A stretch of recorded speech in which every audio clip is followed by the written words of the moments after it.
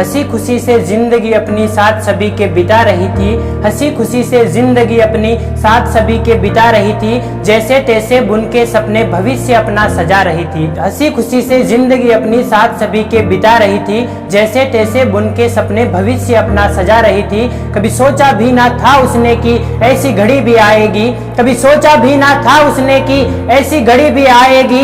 दरिंदों की हवस का शिकार एक दिन नादान कली हो जाएगी।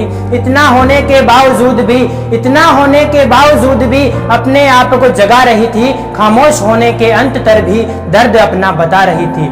लेकिन विधाता की अनहोनी को टाल कौन पाएगा, लेकिन विधाता की अनहोनी को टाल कौन पाएगा। अब कौन है ऐसा वीर जो न्याय उसे दिलाएगा। इंसाफ के खातिर इतने दिन तक, इंसाफ के खातिर इतने दिन तक सांसें अपनी बढ़ा रही थी। फांसी झूलते दरिंदों को देखने की उम्मीद मन में लगा रही थी।